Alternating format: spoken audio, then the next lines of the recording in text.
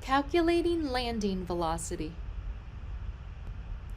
To calculate landing velocity, let's zoom in on the object as it lands. The landing velocity is a vector on an angle composed of x and y components. It's the hypotenuse of a right triangle. We will find this hypotenuse using the Pythagorean theorem. Vx, so the velocity in the x dimension, stays constant the entire flight. However, the velocity in the y dimension will be changing throughout the flight. So we need to use either kinematics equation 1 or 3 to figure out the velocity, the landing velocity in the y dimension. Then we'll use the Pythagorean theorem to calculate the length and the direction of the hypotenuse. For projectile motion type 1, there's no initial velocity in the y dimension. It will gain speed vertically at the same rate as an object dropped from the same height. So here's our cliff, and we're launching a ball off horizontally. It's going to go like this, and it's going to land with a certain y component of velocity. However, if you took that ball and you just dropped it, it would also land with that same amount of velocity in the y dimension. So how can we calculate how fast an object is moving after being dropped from rest from 30 meters up?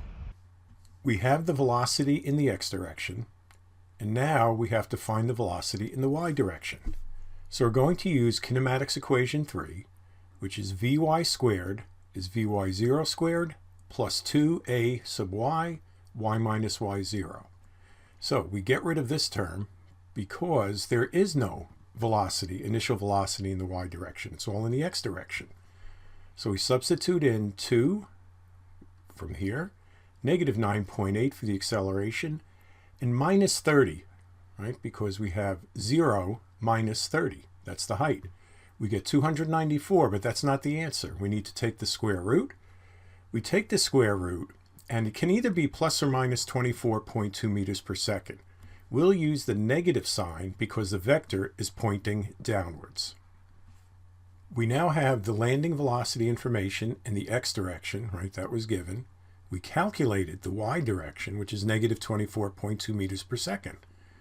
So when we add those two vectors, we're going to get our landing velocity. So this is the x component, which is 50, the y component. So we just use Pythagoras now. The magnitude, c squared equals a squared plus b squared. Of course, that's Pythagoras. And this is going to be c, this will be a, and this will be b. So c squared is 50 squared plus negative 24.2 squared. We get 55.5, and then we translate it into our problem. That will be 55.5 meters per second. And then the direction, we use the tan inverse. So opposite, which is negative 24.2, over adjacent will give us this angle here. So that gives us theta is 26 degrees below the horizontal.